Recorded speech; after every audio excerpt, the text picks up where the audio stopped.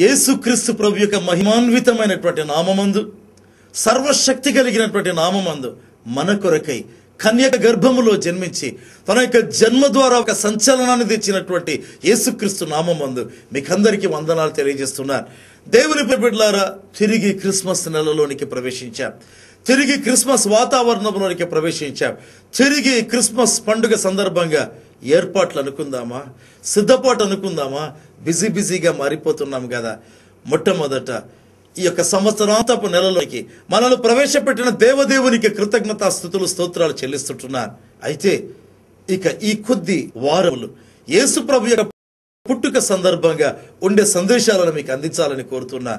దేవుని వాక్యంలో గమనిస్తే లూకా సువార్త 1వ అధ్యాయం 41వ వచనంలో ఎలిజబెత్ మరియ యొక్క వందన వచనము వినగానే ఆమె గర్భములో శిశువు గంతులు వేసెను.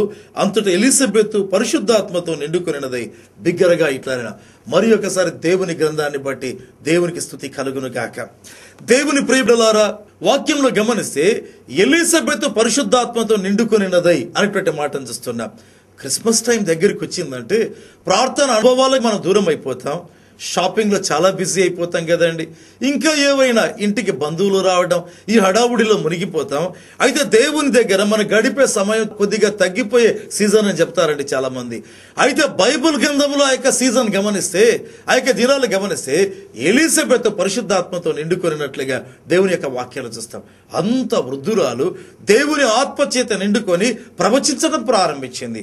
లూకా సువార్త 1వ అధ్యాయం 16వ వచనంలో దేవదూత మాట్లాడుతూ ఏమన్నాడంటే, ఇదిగో ఆ యొక్క బాలుడు యోహాను తల్లి గర్భమున పుట్టినది మొదలుకొని పరిశుద్ధాత్మతో నిండుకుంటాడు అని వ్రాయబడింది. యోహాను ఒక ప్రత్యేకమైన వ్యక్తి అండి. తల్లి గర్భమున పుట్టినది మొదలుకొని వాక్యం చెప్తుంది కదా, పరిశుద్ధాత్మతో నిండుకున్నాడు. ఎందుకంత ప్రివిలేజ్, ఎందుకంత ఆధిక్యత? అతడు పుట్టక ముందే అతడు ప్రవచనాల్లో ఉంటున్నాడు. ఇదిగో అరణ్యములో కేక వేసే ఒకని శబ్దం అనే ప్రవచనం ద్వారా దేవుని యొక్క కృపలో శక్తిలో అతడు ఏర్పడినటువంటి ఒక దైవ సాధనమాడి. కాబట్టి పుట్టుకతోనే ఆత్మచేత నిండుకున్నాడు. మరి ఎలిజబెత్ సంగతి ఏంటండి? ఎలిజబెత్ ఎందుకు ఆ యొక్క నిండు వృద్ధాప్యంలో పరిశుద్ధాత్మతో నిండుకోవడం అనేటువంటిది జరిగింది? ఈమె విషయంలో ఏదైనా కారణం ఉందా? ప్రియ దేవుని బిడ్డలారా, అప్పుడే మరియ తన కడుపులో ప్రభువును కలిగి ఎలిజబెత్ దగ్గరికి రావడం జరిగింది. ప్రియ దేవుని బిడ్డలారా, ఇంతకు మునుపు ఎన్ని మార్లో ఆ విధంగా మరియ ఎలిజబెత్ దగ్గరికి వచ్చిండవచ్చు. అయితే ఎప్పుడు ఆత్మచేత నిండుకొనలా. కాబట్టి ఇది మరియ యొక్క ప్రత్యేకత కాదు, మరియ కడుపులో ఉన్న యేసుప్రభు యొక్క ప్రత్యేకత.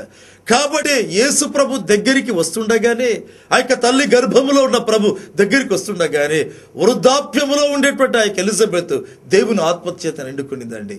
యేసు దగ్గరికి రావడమే ఒక వ్యక్తి ఆత్మచేత నింపబడే అనుభవం అయితే, దేవుని ప్రియబిడ్డలారా, యేసును కలిగి ఉండడం ఇంకెంత గొప్ప అనుభవము. దేవునికి స్తుతి కలుగును కాక. వాక్యంలో గమనిస్తే లూకా సువార్త 1వ అధ్యాయం 42వ వచనంలో ఆ యొక్క ఎలిజబెత్ ఒక మాట అంటుంది, స్త్రీలలో నీవు ఆశీర్వదించబడిన దానవు అని మాట్లాడడం ప్రారంభించింది. ఈమెను గురించి ఎలిజబెత్కి ఏం తెలుసండి? ఈమె ఒక పేద స్త్రీ అని తెలుసు. ఈమె బెత్లెహేము గ్రామానికి చెందినటువంటి స్త్రీ అనేటువంటి సంగతి తెలుసు. ఈమె యోసేపు భార్య అనే సంగతి తెలుసు. ఇంతే కదా? లేకపోతే తన అన్న కుమార్తెనా, చెల్లి కుమార్తెనా, ఈ విధంగా ఏదైనా బంధుత్వం ఉందా? అంత మట్టికే కదండి తెలిసేది. అయితే స్త్రీలలో ఆశీర్వదించబడిన దానవు అని చెప్పడంలో ఉద్దేశం ఏంటండి?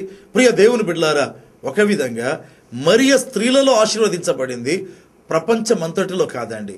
అంటే పురుషులలో కూడా ఆశీర్వదించబడినది కాదు. అందుకే అనేక సందర్భాల్లో మనం తెలుసుకోవాలి, మరియ పూజకు అర్హురాలు కాదు కానీ ఆమె స్త్రీలలో ఆశీర్వదించబడినది. అంతే దేవుని గ్రంథం చెప్పే మాట. ఏమైనా దేవుని యొక్క వాక్యంలో మనం గమనించినట్లయితే, ఎప్పుడైతే ఆ యొక్క ఎలిజబెత్ ఆత్మచేత నిండుకొనిందో ఆ యొక్క మరియ జీవితాన్ని వేరొక కోణంలో చూడడం ప్రారంభించింది. అంటే ఆధ్యాత్మికంగా చూడడం ప్రారంభించింది. పరిశుద్ధాత్మ కొత్త సంగతులు తెలుపుతాడు, కొత్త సంగతులు బయలుపరచడం ప్రారంభిస్తాడు. వాక్యంలో గమనిస్తే లూకా 1:43లో ఎలిజబెత్ మరి యొక్క మాట అనిందండి. ఏంటి ఆ మాట? నా ప్రభు తల్లి నా యొద్దకు వచ్చుట నాకు ఎలాగూ ప్రాప్తించాను అని మాట్లాడడం ప్రారంభించింది. నా ప్రభు తల్లి అనేటువంటి మాట ఉచ్చరిస్తుంది. ప్రేమైన వారలారా, ఎలిజబెత్కు మరియ ఎవరండి? లూకా సువార్త 1:36 గమనిస్తే గబ్రియేలు అనే దేవదూత మాట్లాడుతూ ఆ యొక్క మరియతో చెప్పిన మాట, ఇదిగో నీ బంధువురాలకు ఎలిజబెతు వృద్ధాప్యములో గర్భము ధరించి ఉన్నది. ఎవరు ఎలిజబెతు? బంధువురాలు. కాబట్టి ఎలిజబెతుకు మరి ఎవరు? బంధువురాలు. కాబట్టి ఇదిగో నా కుమార్తె, లేకపోతే నా యొక్క తమ్ముడి కుమార్తె. ఈ విధంగా బంధుత్వం ఎరిగి ఉండేటువంటి ఎలిజబెతు ఇప్పుడు కొత్త సంగతి చెబుతుంది. నా ప్రభు తల్లి నా యొద్దకు వచ్చుట నాకు ఎలాగూ ప్రాప్తించాను అనేటువంటి ఆ యొక్క మాటలోని అర్థం ఏంటి ప్రేమైన వారలారా?